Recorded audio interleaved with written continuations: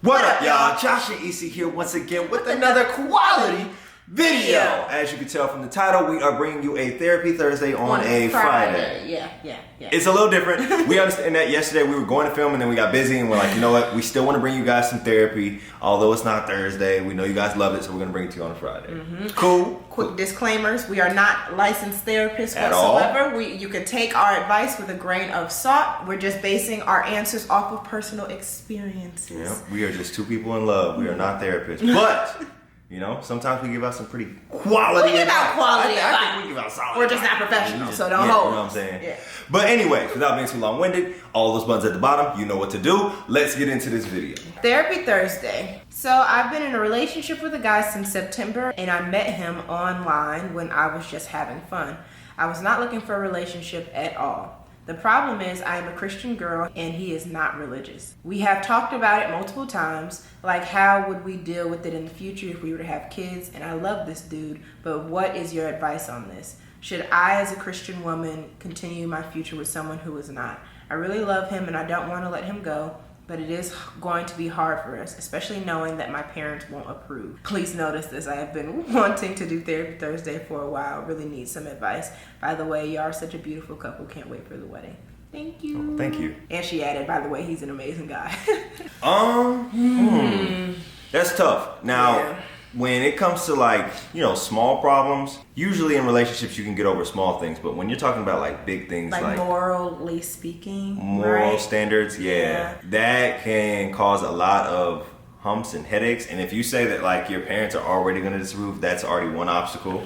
You're talking about the kids, how you're going to raise them, that's another obstacle. I guess my question would be, is he like anti-religious in the sense where like it just God and that has never been introduced in his life? Or is he anti-religious in the sense like he wants no part of it? Oh, so you're saying like someone that like can kind of teach them and bring them into sort of like atheist curious? What's atheist curious? I don't know. It's something I just made up in my head, but like, you know, they're not necessarily a believer in God, but they just didn't grow up in church. Right. So like maybe, you know, they'll give church a try if they're open and willing to like, you know, giving church a try or anything like that. But if he wants like no parts in it. Right. That can be a little there's definitely gonna be a line in the sand. I think I heard though that there's a lot of married couples that have done that though. Like one's atheist, one believes in.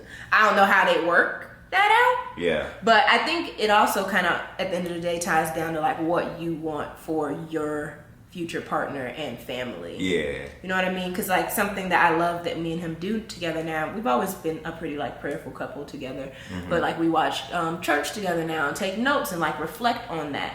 That's something I like needed in my life as a partner, and I'm aware of that. So I feel like it's kind of something you have to ask yourself: is that something that you will be willing to settle on? Because if you're strong in your faith and he's not like no faith at all, oh man, there's a lot of things that could cause some issues. Would you? Because you would be in the same situation. Your parents would not approve. Yeah. And, you know? Me personally, I would say no. Long term, I'd probably say no, just because like I know my religious background, I know my family, I know like my whole dynamic, and something that I want for like my kids' future. Yeah. And like I like church, I like the environment. I was raised in it, so you can't really ask me. Yeah. You know, I'm a pastor's kid. Right. So I would say no on my end, but again, you have to do what's best for you in your relationship. If you feel like that's something you can deal with, if you feel like that's something you can handle, go for it, give it a shot. But I will say, you are going to run into a lot of issues. Yeah. Because religion is practically your life. What do you mean by that? When you're a religious person, like you embody it with like everything in your life. Like you be applying, you know, God, faith in how you move on a day-to-day basis. Right. So that makes sense. Yeah. Therapy Thursday. First of all, love y'all so much. I never miss a video. Wishing y'all so much bliss and success. Thank you. Love you for that. Here's my dilemma. My boyfriend has a female best friend, and while I trust him, I do not trust her. They've been best friends since freshman year of college. We are 25 now. There was a time she tried to get on that with him, and he shut it down. They're still friends despite it. I think my boyfriend does a good job of setting boundaries, but I don't feel like she fully respects them. He's spoken to her about it, but I don't see drastic changes in behavior. I don't want to necessarily create a wedge between them, but I also need for her to respect our relationship because quite frankly, I'm going to be around. say that. Do I need to have a conversation with her directly, or is that just going to be too much drama? Ooh. Well, I mean, the direct conversation will inevitably end up in drama. But it is, right? And she said, or is it gonna? Yeah, it's gonna end up in drama. It's going to. I feel like if she is gonna have a direct conversation with her, like make your boyfriend completely in the loop of what you plan to do. Yeah, this isn't like, that time to go sneak behind his back. Yeah. That's full transparency between you two, so y'all are on the same page about how to tackle this issue. I do feel like, let me get back in that. Like, I'm not holding back, but I am a little bit. And we said we weren't going to do that for Therapy Thursday. Easy pulling up. I'm gonna tell you right now. I'm gonna tell you exactly what she's gonna do. If she's holding punches, I'm gonna tell you exactly what she's gonna do. She gonna tell me, but regardless of what I say, she gonna make it known. I don't even know if I would have been with you, to be honest, because I've been the girl best friend. I haven't disrespected or like been on that with one of my guy friends or whatever, but just more so, we were best friends. Yep. You became my man. Yeah, like I had other ex best friend, and like, you know, it's just it can be sticky. And the fact that she already tried him, and what did she say? I don't feel like she fully respects the in my opinion, this girl's never gonna respect the boundaries. No. In her head, if she's already tried him, she's been rejected, but she's still going, like she has tunnel vision on your man. That's just my perspective. So I don't even really know if it's worth having a conversation with her, because in my head I don't feel like she's gonna change her ways even after a conversation with you. But I think it's something you and your man have to discuss and come to a conclusion on. And maybe it's not you like asking him to directly stop being friends with her, but especially as we are all getting older and stuff, boundaries have to start being set in your relationships, especially when it like transitions from adult to, what'd you say, freshman year of college, right? That's 18, 19. You're 25. Halfway to 30, the energy just needs to shift. So in my opinion, have a talk with your man, get on the same page about how it makes you uncomfortable. Let him know, like, if she doesn't, well, not even if, he already done had to talk and still know like silent changes have occurred. So there's a lot of gray area and questions that I need to be answered in terms of like how frequently are they talking? Are they hanging out like individually, alone? A lot of stuff that in this relationship, our personal, again, this is just our advice, so like you take this with a grain of salt, but in our relationship, that's not really flying. No, not really. Best friends, especially opposite sex best friends. Yeah, it can be. Nope. I don't like it. I was gonna say, and rose reverse. Honestly, and that might be a good point of view to bring up for your boyfriend too, when you're trying to explain and express to him how the situation makes you feel. Rose reverse. If you had a guy best friend who he knew was on that with you at one point that you shut down, but he's still in your life, how would he feel about that? Yeah, it's no good. Like no person would feel good about that. It's just not. And they got the best friend title, so it's like, oh yeah, I shut you down romantically, but you're still my best friend. Yeah, I know you don't want to like draw a line in the sand, but you have to start thinking about your future. If she says she's gonna be around, so exactly. Yeah, you got to think about the future. Yep, that sucks, but yeah, it was one thing to say like best friends. It's like I can say that like, okay, best friends, I respect that. But if there was a point where they tried you, right, and then like you like that ended the platonicness of the relationship. Yeah, once I start knowing that feelings were involved, I'm definitely like, yeah, you're gonna have to dead it. Otherwise, you know, just be with your best friend. Okay, Therapy Thursday. I met this guy at work. Over time, came to develop a crush on him. I work at a retail store, so the workplace is very chill. One day I got bold and told him. He told me he has a girlfriend, so naturally I kept my distance in order to respect their relationship. However, I find the more I pull away, the closer he gets. He always finds a way to be around me or see me. It made me think that maybe that is because he's in a higher position than me at work, but I'm not sure. I still like him, but have no intentions of trying to break up a relationship. What do y'all think? I also want to say thank y'all for showing us genuine black love. Individually and separately, y'all have impacted my life in more ways than you know. Oh, thank you for that last part. And sis, I'm gonna keep it real with you. You wouldn't have even sent this in and asked, what should you do? Because your last sentence was, I still like him, but have no intentions of trying to break up a relationship. What do y'all think? What do you think? I think you might be on the fence. What do you think? I think you're low-key on the fence, but I think it's also important for you to have that conversation to be like, look, I'm still feeling you, but at the same time, you have a girlfriend, and that is for you to, like, you need to figure that out. Because he might very well be leading her on a little bit, and it's the like kind of workplace affair. Yeah, he's trying to make you a workplace boo. Don't fall for it. You finna be a workplace boo. Don't fall for it. I know you like him. I know, he might be cute. You know what I'm saying? He got the high position. Right. Whatever. But if he has a girlfriend and he made that clear, respect it. Respect it, because you wouldn't want that to happen to you. Exactly. And that was the next. Karma is something. It's so sick. And how you get them. Yep. It's how you will lose them. I wouldn't play that game. If he's already disloyal to his first girlfriend, what makes you think he's gonna have loyalty to you? Just ask yourself these questions. Drop the mic. Therapy Thursday. Lately, me and my best friend haven't really spoken because every time we do, it feels like we're either talking about the same things, high school, how poorly the guys she's talking to at the time are treating her, or what's been going on with her emotionally. My husband told me last night that he thinks I've outgrown her. Being as she's still in college, she's a little behind on her degree, but that doesn't matter. Better late than never. And I'm married with a baby now, and every time we talk or she upsets me or does something selfish, he hates what that does to me. She does annoy me sometimes, and she can be pretty selfish, but she's been my best friend since freshman year of high school, and letting her go, especially since we haven't argued, feels disingenuous to myself. If you haven't even had the conversation with her, like this is not something she's even aware of, I think it is worth the conversation because y'all have been friends so long. On the other side of that though, it can get very emotionally draining to be somebody's emotional dump. Conversation is always kind of surrounding her and her life, which is kind of the way you made it sound. I can kind of relate to where you're at. For me, my life became a lot more peaceful when I kind of started choosing myself, even though you don't have to necessarily stop being friends with that person. That's your best friend. You guys obviously don't have beef. Yeah, I can see they have selfish tendencies.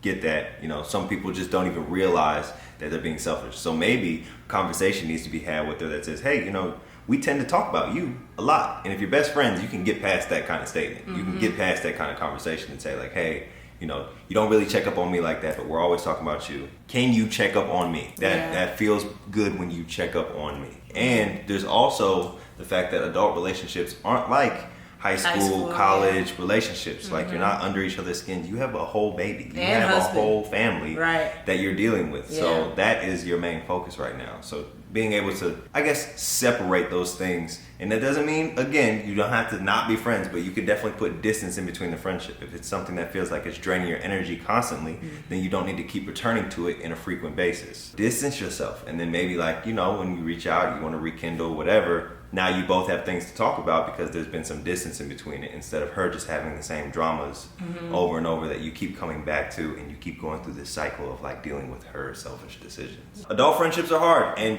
as you grow up, you're gonna see that some of the people that you grew up with aren't going to be the people that are in your adult life.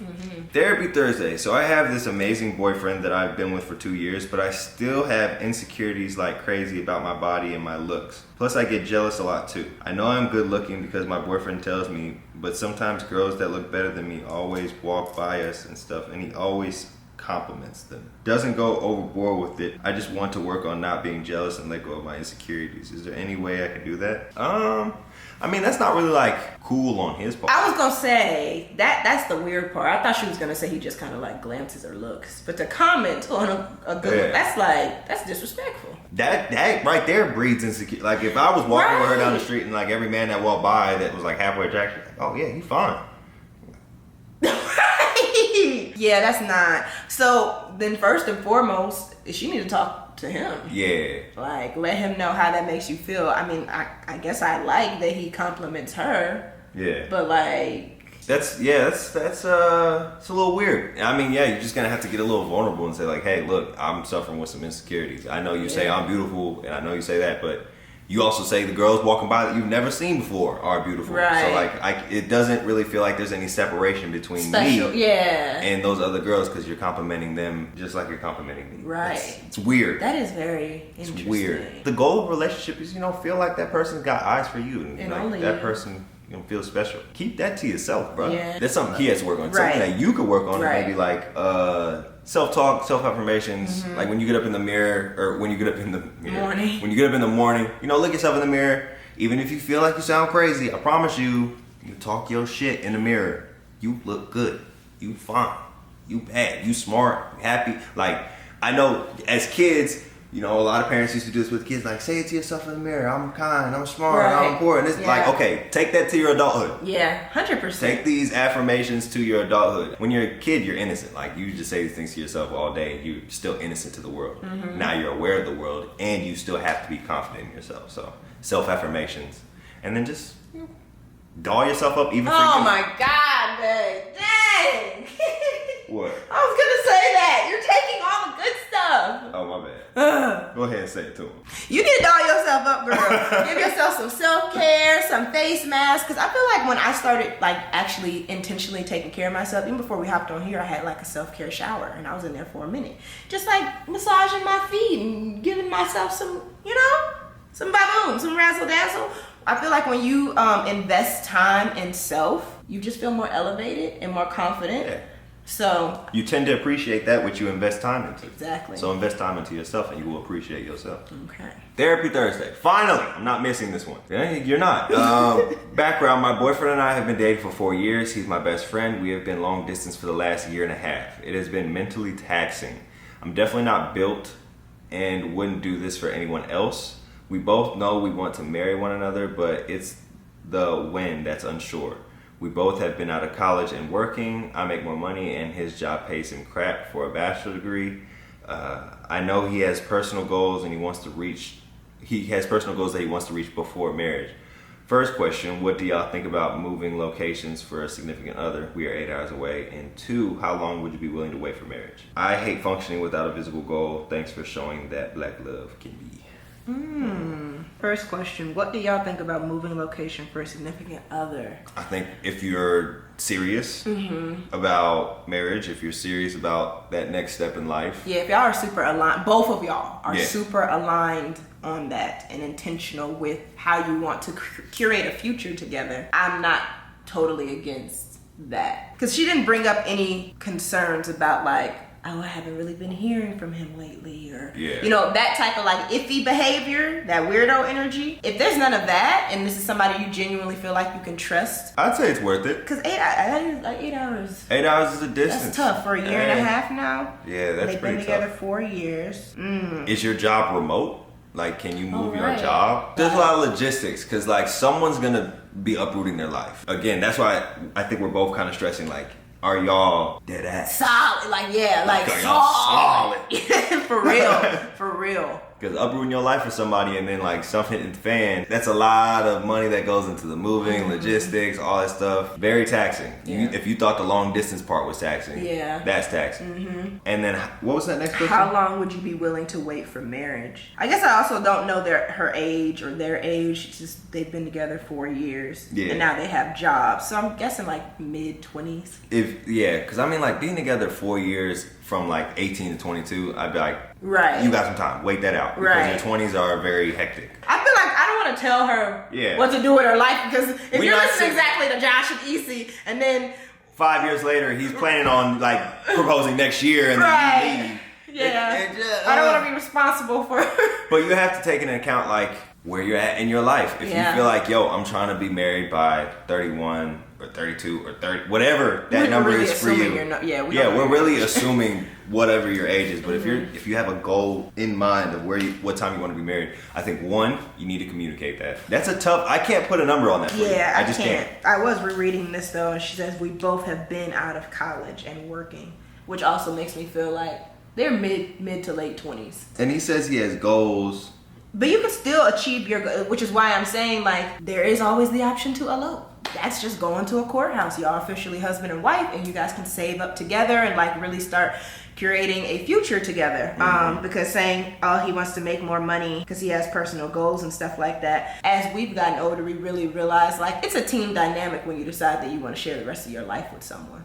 So when you are combining, whether it be incomes, future goals, career goals, like all of that type of stuff together, I feel like you kind of propel forward faster than you would individually. Yeah, because it's a team effort. Yeah, and as a woman, because the biological clock does, that's just something to consider. I definitely wouldn't say wait another 4 years. Oh yeah, no. You know what I mean? It's hard to but call. I can't give you a number. I just wouldn't wait another 4 years for him to get his stuff together. Because life is never going to be perfect, I guess is what I'm getting at. These goals he wants to achieve and all of that stuff. Like, I would be curious to know, like, what are these goals? Are they like financial goals? Are they work goals? Or like, and why does he feel like they can't happen within the marriage? Exactly. Questions to ask. Questions. Repeating that, piggybacking off of Josh. This conversation that you're going to have, that we're kind of throwing out there, different pieces, don't word it in ways of as if you're forcing this man in, like forcing his hand with the marriage situation. Yeah, you don't want to put pressure on it. Yeah. But you do want to ask some questions because you're entitled to answers. Exactly. You don't want to be left in gray area. Right. Your whole, like, especially if you're thinking about moving. I've heard some horror stories. Someone will be waiting for 10 years and the man just leave. It's like, wow, you wasted my time. Exactly. But you don't want that, but at the same time, you know, there's a way to gracefully say like, hey, I'm not sitting here trying to pressure you into marriage, but I also want to make sure that I'm not just being pulled along for your individual journey, and then you just drop me at the sign of your success. What is it? When does he like to get married, or when does he see y'all? What is his ask 5-year plan? 5-year plan. Yes. Where do you see us? Yeah. Where do you see yourself? Where do you see all of this 5 years from now? But 5 years does make that's 9 years. That's 9 years. So again, you can lower the time. What's 3 years. 2-year plan? Oh yeah. 3-year plan. Actually, whatever year, like if you want to be married within the next 2-3 years. Ask him. Ask that. Where you want your life in the next 2-3 years. Where do you see yourself in 3 years? And if he doesn't say married, if he didn't say anything like that, and it's starting to give you a beacon. It's starting to give you an idea of where he would be at. That was good. I think we finished that strong. Yeah. Therapy Thursday. Hey Josh and EC, first and foremost, I love y'all. Keep being y'all, and we'll stay tuned. Will do. Will do. And love you too. Now, I'm 21. My best friend and I have been friends for 7 years. He's been going through a rough patch lately. He wants to quit college, and I know that this is probably not the best option because he's so close to finishing. He's a junior. Even though I'm projected to finish before him, I took some dual credit classes in high school. I still want him to finish strong. He wants to go into work, but his hands are tied. He has no car, but he doesn't talk to his family, and things are not looking bright considering grades. I've tried helping with jobs, but our college is in a small but evolving town. It's hard out here for a pimp. I feel that. I definitely feel that. He keeps pushing everyone. He keeps pushing everyone away, including me sometimes. I shouldn't care this much, but I'd hate to see him fail. I almost feel like God put me in his life for a reason, to push him to be a quote-unquote better man. I love him very much, and I just want to know that I'm doing the right thing by sticking by this. Or am I wasting my time? If that's your homie, what would you want your friend of 7 years to do for you? Right. I don't think it's a problem for her to stick by his side at all. I also think it comes a time where you do have to let him decide what he wants to do with his life at the end of the day. Yeah. Like, she might feel like, no, you need to stay in school, you need to finish.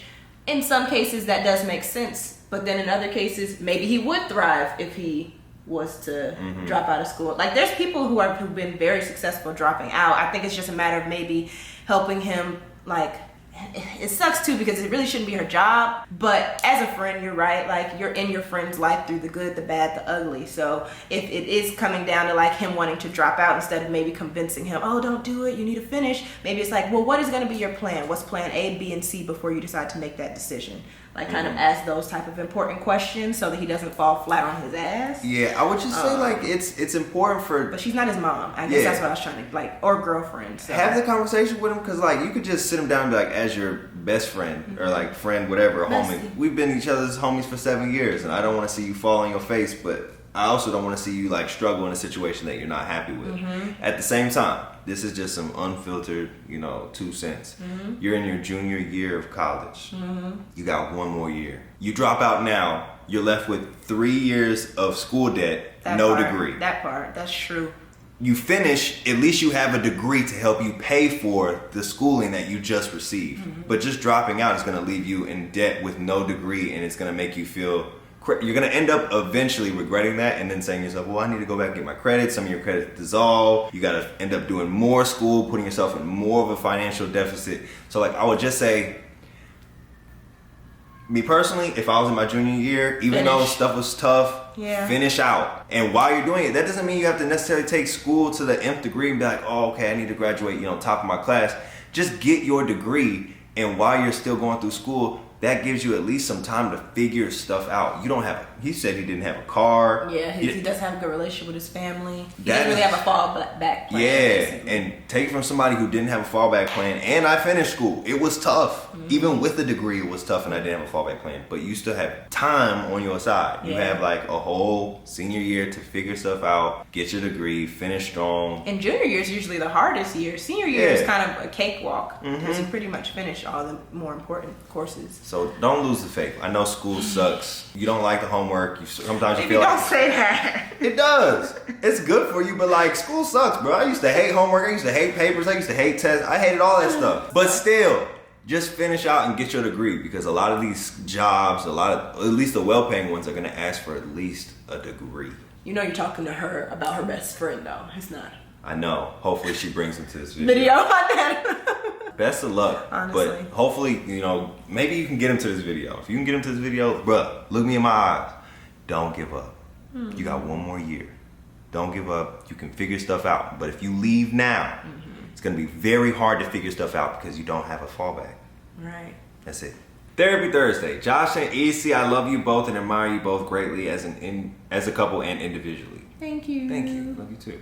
My question is, what happens when your partner, in my case, my boyfriend, wants to be able to go to the strip club, but I'm not really into him going? It's just not something I think people in committed relationships should be going to. I've been with my boyfriend for 4 years, going on 5 years in July. My boyfriend and I got into an argument one day about the fact that he said if he were to get asked by his homeboys to go to the strip club, he would. I don't really mess with the strip clubs like that, and I don't think it's right to go to those things if you're in a committed relationship.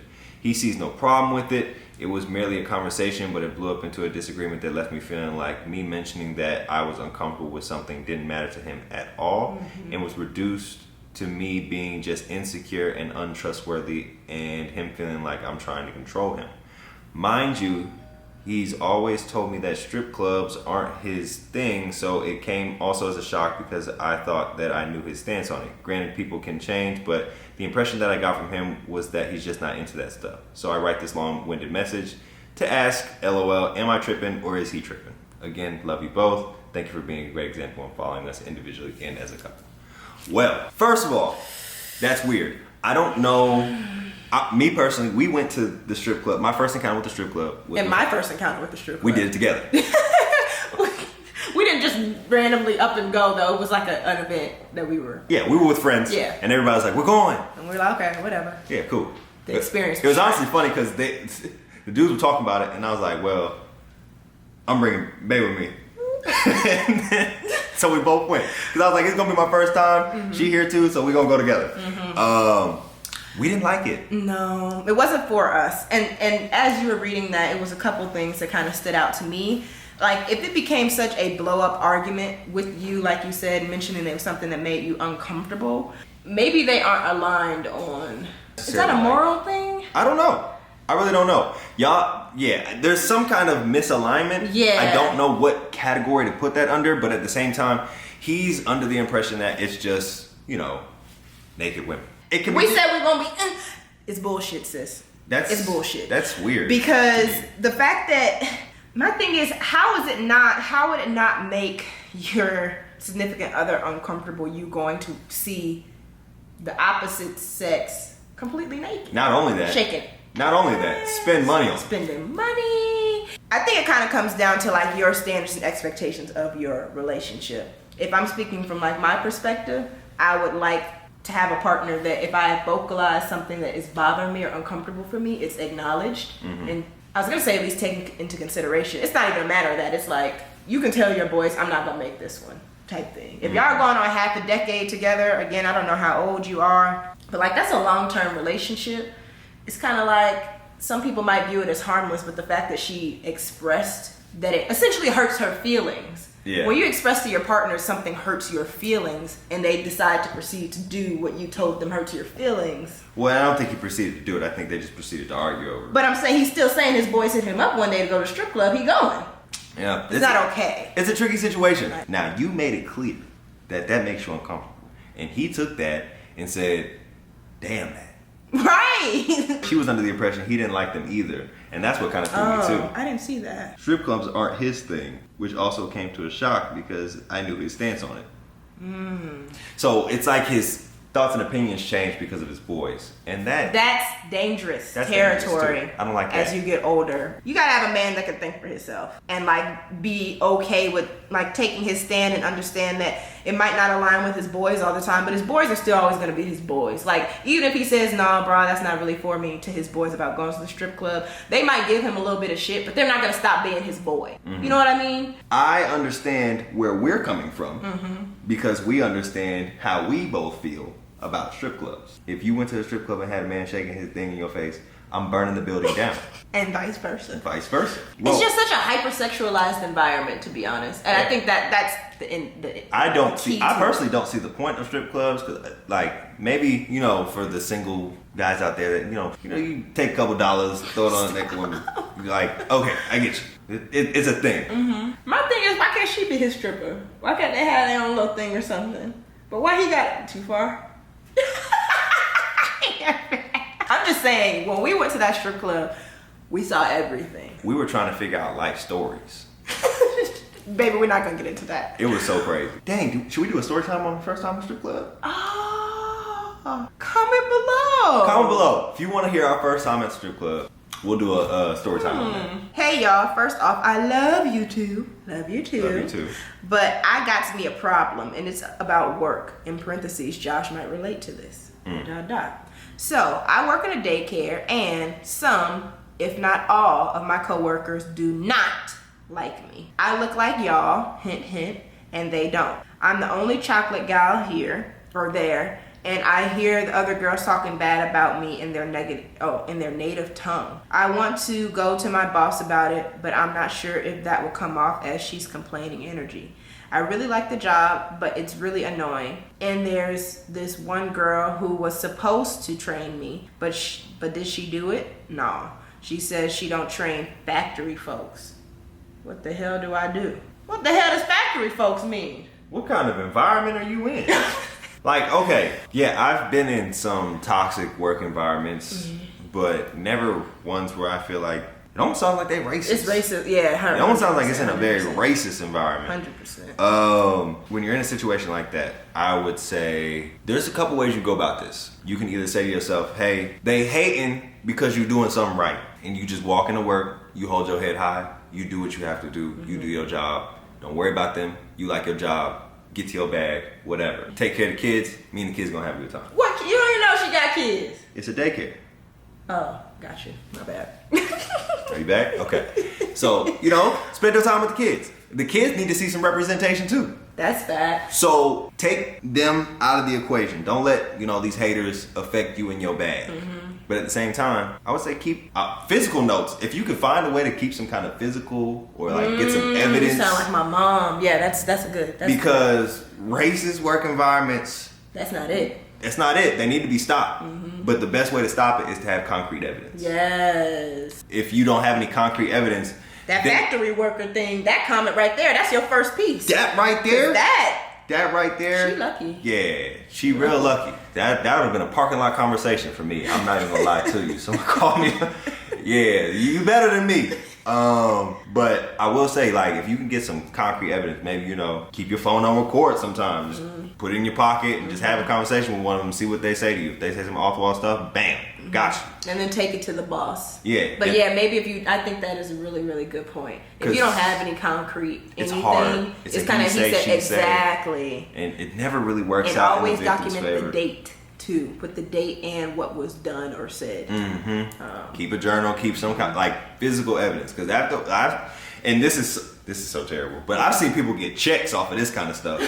Racist workplace environments that haven't gone unnoticed. You can file civil lawsuits, and then next thing you know, that's your daycare. I will say too, even if you are gonna start documenting it on your phone to remember, when you go to your boss, write all that stuff in a journal so you can whip out almost like a folder situation. So on this day, this happened. I just feel like having a physical piece of evidence instead of like on my phone, well, this happened, this and it's a little bit more respect concrete, on the situation. Yeah, you need to have breadcrumbs. You need to have serious stuff. And then even with the conversation with your boss, record that. Because you never know if he going to be some off-the-wall conversation. Like, 100%. you just have to protect yourself at that point. Especially when you're in hostile environments. You need to do everything to, like, make sure that your side is understood and not just your word. Because especially with a boss, your word against a boss word, it ain't never gonna fly. No. It's really not. No. But yeah, I had some, workplace environment issues, but I think I handled those a little different than how you handled yours. She might have been more so even talking about your high school experience, because we kind of touch on that a decent amount. Oh, if we're talking about my high school experience, that was way different too. Yeah. I handled those situations. Yeah. I handled situations like that very differently too. I was a little more aggressive. But regardless, that's two totally different ways. You probably were more aggressive. I'm thinking about how I first met you. Yeah. In racist environments, you definitely have to be tough. You can't just let it happen to you. Otherwise, it's going to keep happening. You just that stick figure in the middle of a white seat. But either way, don't be like me. Don't take the violent route. That's exactly what they want. They want you to play right into their hand. Exactly. They're going to flip it right on you, and they're going to get you booted out of there. Exactly. Don't play that. Stack up your breadcrumbs. Come to the boss with some evidence, and then even in that conversation, get some evidence. Period. That is all we have for this video. Really hope you guys enjoyed. Really hope we were dropping some gems somewhere along the way. Be on the lookout. We got more cool content. I have some pretty cool ideas. And let us know if you want to do more. If you want us to do more of those escape. Oh my gosh. Escape videos. I had a really good time with that. To be honest with you. I know you did. Yeah. I was gonna tell them what your other idea was. I won't. Which one? Oh yeah. Yeah. Yeah. I think we can really make that fun. I have a couple more in my head, but we're gonna see what we can do with that. Anyways, we're kind of tired. It's been a long week. Sorry if our energy is a little bit. If our energy's low. Yes, it has been a week, but we're getting through it. Congrats, Miss Nike. Oh my gosh, thank you. Yes, we are officially a Nike couple. We are. Hey. Go on Instagram if you haven't seen it. If you haven't seen it yet, go check it out. Show some love. But yeah, that's all we have. Really hope you guys enjoyed. If you don't already know, I'm a hydrated hero. She is EC Meme and Deco. Together we are Josh and EC. Now you can follow one of us. You can follow two of us. You can follow all three of us. So you're just switching it up. You might as well follow all three of us because we are it. happy, healthy, and hydrated on all three. But other than that, y'all, until we meet again, peace, love, hair grease, and we out. Hey, hey, hey, subscribe. Hey, hey, hey, new